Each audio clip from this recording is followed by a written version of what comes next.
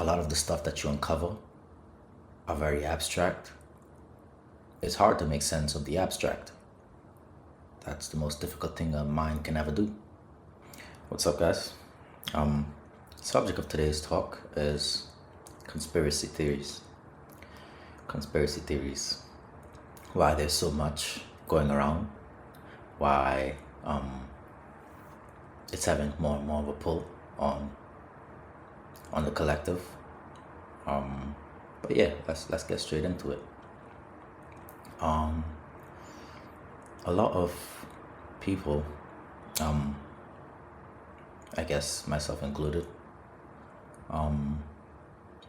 gets pulled into conspiracies, especially when they have reached a certain point in their personal development journey, their self-actualization journey, or spiritual path, or whatever you might want to call it.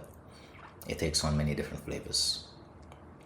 Many different flavors. Therapy also counts as a self-actualization path, but I'm moving on. But when you get to a certain point in your spiritual path or your self-actualization path or personal path, you get to a point where you slowly start to get a glimpse of all things that you shouldn't take at face value. So in a sense, you start to kind of see through a lot of the collective narratives that we have been spinning up for years as a species. And it gets very confusing for people at that point. It gets really confusing because a lot of the stuff that you uncover are very abstract, and it's hard to make sense of the abstract. That's the most difficult thing a mind can ever do.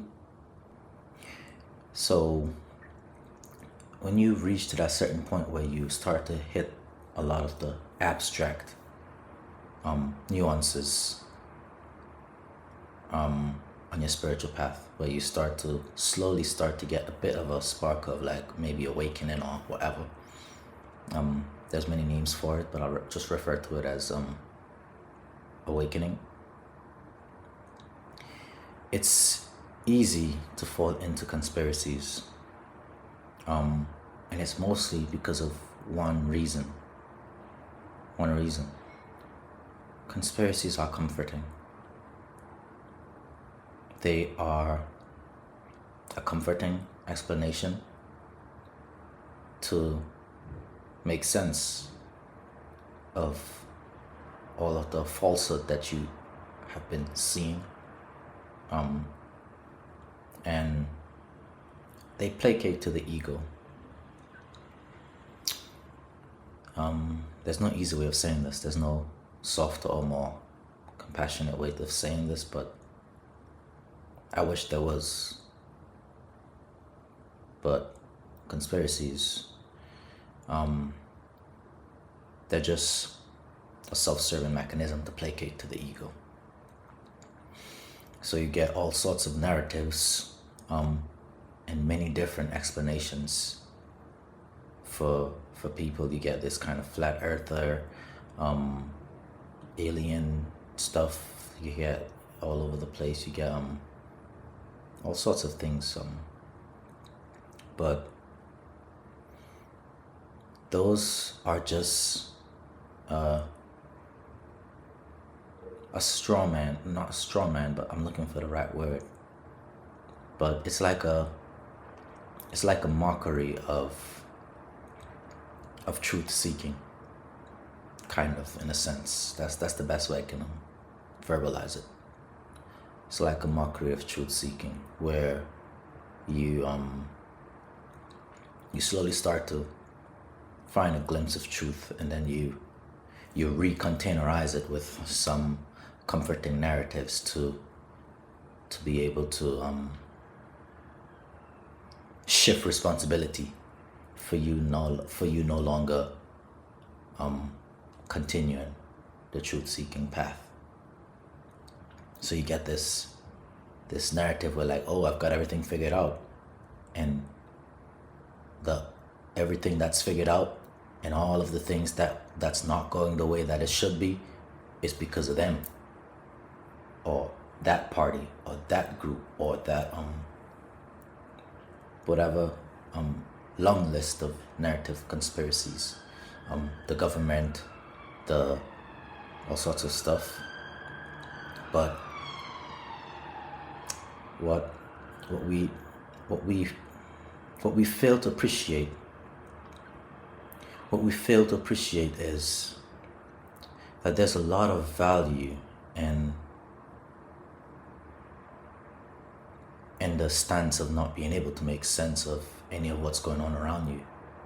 That's a crucial point where you should sit with yourself and be very, very, very discerning as to how you're gonna make sense of all of this.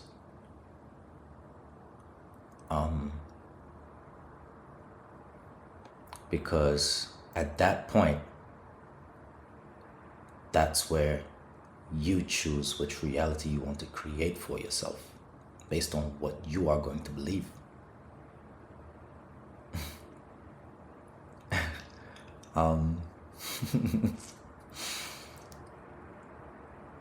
It's very elusive, the thing that you are seeking. So I guess many people feel as if there would have been a simple answer at the end of the road or whatever, but there's no simple answer for this stuff. There's none. And it's a very comforting thing to fall into one of those little circles of conspiracy theories or pointing fingers at the other group for what's going on, for why things aren't the way they should be.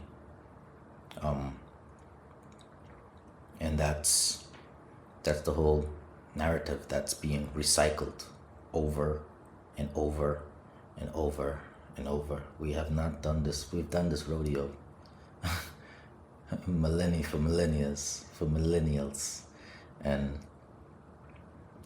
whatever that unit of measurement is for galactic years. But you can kind of get stuck in a lot of those conspiracy narratives because when you start to reach abstract stuff, you can find any explanation for the abstract.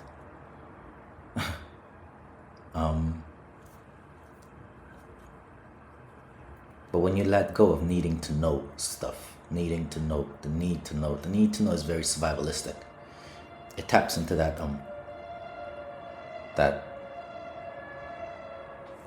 how would I say, that mammalian monkey mind that we have that runs in the background, that runs amok, that causes anxiety, that kind of the base part of the brain.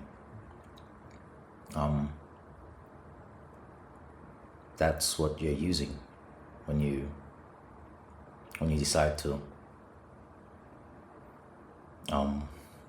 find some conspiracy explanation as to why things aren't the way they are. Because at that point, some part knows that that's the reality you chose to believe. And that's something you're gonna have to wrestle with. But yeah, I'm not sure what else I need to cover for this video. I think it's a bit of a short one. Yeah. So food for thought, just a food for thought I'd like to drop in, and maybe reflect on whatever conspiracies you've been hearing or believing, and start to critically analyze them, discern them, and start dropping what no longer serves you. Start dropping what no longer serves you. But yeah, I'll catch you in the next one. Peace.